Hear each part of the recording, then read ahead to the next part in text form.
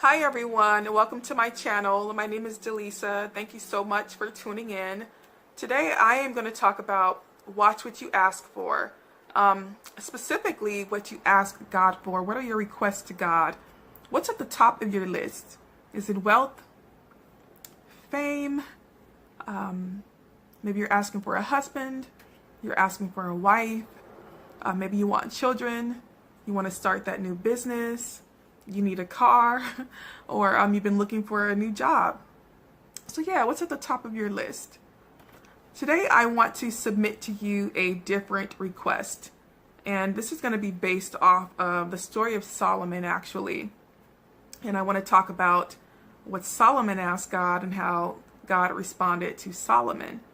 So I'm going to read in 1 Kings chapter 3. And just for some background, so God had appeared to Solomon in a dream, and he said, Solomon, ask me whatever you would like for me to give you. And so this is how Solomon responded. I'm just going to start at verse 7. Solomon said, Now, O Lord my God, you have made your servant king in a place of my father David. But I am only a little child, and I do not know how to carry out my duties. Your servant is here among the people you have chosen, a great people, too numerous to count or number. So give your servant a discerning heart to govern your people and to distinguish between right and wrong. For who is able to govern this great people of yours?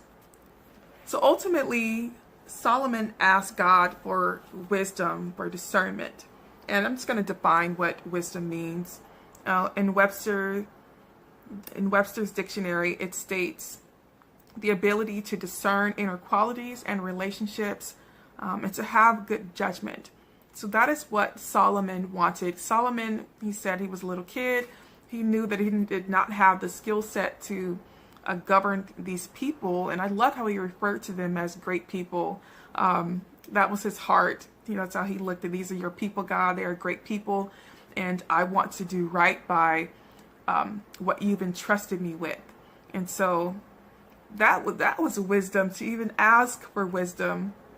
And so I want to now go over and show you how God responded to Solomon's request. And this is the reason why I'm talking about this today, because I think it's amazing, and I think we can tap into something and apply this to our life. So I'm going to be reading 1 King chapter 3. And I'm going to start at verse 10 and go through verse 14. So please read this on your own time. So this is how God responded to Solomon's request. The Lord was pleased that Solomon had asked for this, for wisdom. So God said to him, Since you have asked for this and not for long life or wealth for yourself, nor have asked for the death of your enemies, but for discernment in administering justice, I will do what you have asked. I will give you a wise and discerning heart, so that there will never have been anyone like you, nor will there ever be. Moreover, I will give you what you have not asked for. Let me read that again. Verse 13 says, Moreover, I will give you what you have not asked for, both riches and honor, so that in your lifetime you will have no equal among kings. And if you walk in my ways and obey my statutes and commands, as David your father did, I will give you a long life. Wow. So that's how God responded to Solomon's request. He wanted wisdom. He wanted to do right by God's people. He had become king, and that was his heart. Was, Lord, help me to do right by your people. And I think sometimes that God doesn't respond to us the way we want, because we lack wisdom. And so I believe that God may not respond right away, because he knows that if he granted us what we asked for, that it would ruin us, or that we would ruin it, that very thing. And it's a way for God to protect us by not giving us what we ask for.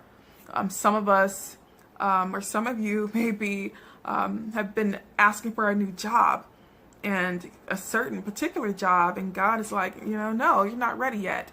Because maybe if you go into that job and you have a boss who's very hard on you and they're critiquing you, and if they're from a different race, some of us, we jump into conclusions and saying, oh, they're racist, they don't like me, when it could be that boss or that manager, they really want to develop you and grow you. They want to see you reach your full potential.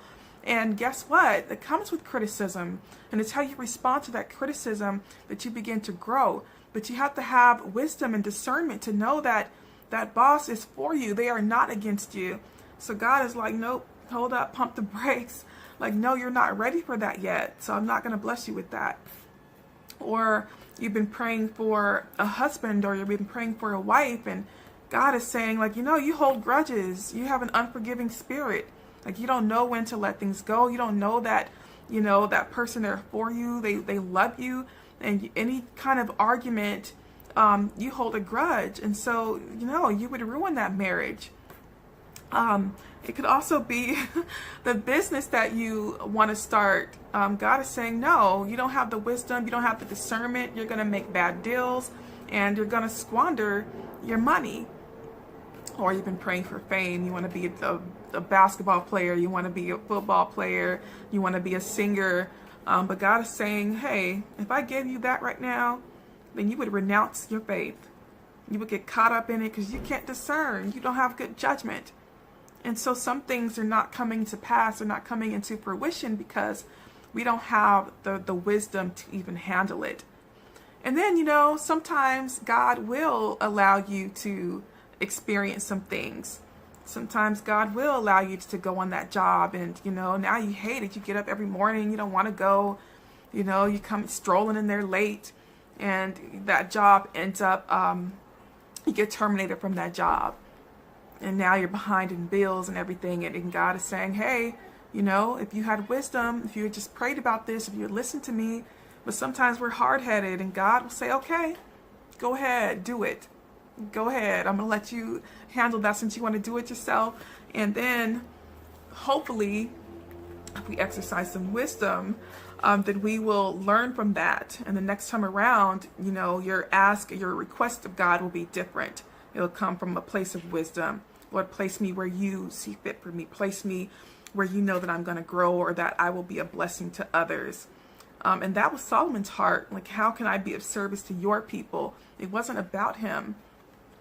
And so that's why I believe that God granted, not only did God grant Solomon wisdom, but he gave him above and beyond, because there's some benefits in having wisdom. There's benefits. And you know what? Let me just read in Proverbs where it talks about some of the benefits of wisdom.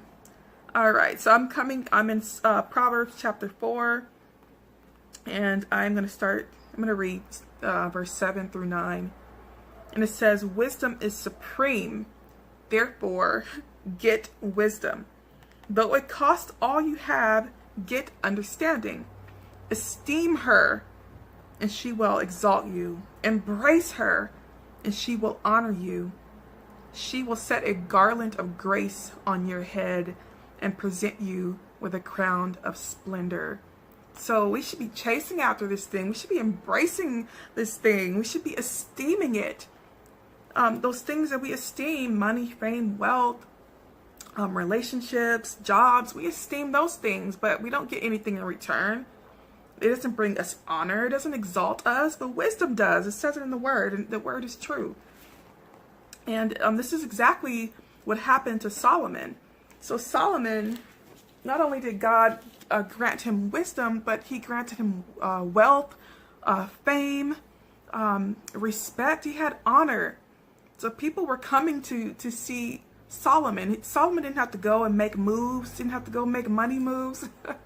But people were coming to him, bringing him gifts. They heard of his wisdom. They wanted to be in his presence. They wanted to learn from him. They just wanted to grace him with gifts. Other kings were coming to Solomon because of the wisdom that he possessed, and they honored him. So imagine if we begin to change our request, if we make wisdom the forefront of our list and our request, imagine what God will do. What he did for Solomon, he said, okay, because you asked for wisdom, I'm going to give you more than that. I'm going to give you riches. I'm going to give you wealth. I'm going to give you honor. So what a blessing that is. So I hope this video encourages you. I hope this word encourages you to put wisdom at the top of your list, because wisdom covers so much. It exalts you. It honors you. And not only that, when we sincerely desire wisdom, then God may say for you, just like he did Solomon, I'm going to go above and beyond that. You didn't even ask for this, but I'm going to give you this anyway. So I know I want that for me. I want God to say, okay, Delisa, because you asked for wisdom, and with a sincere heart, don't just go praying for wisdom and you really don't want it. But with a sincere heart, pray for wisdom to do right by people, to be of service to people as well. When it's not about us, God honors that, because that's just how Jesus is. That's what Jesus' heart was like, to be of service to other people. So I know that I'm expecting that. So my requests are going to change, asking for wisdom and expecting God to do above and beyond, because I've been a good steward of what he has given me, that my heart is right. Those things that you ask for, are they for selfish gain? Why are you asking for a new job? Because you want a bigger house? You want to impress some women?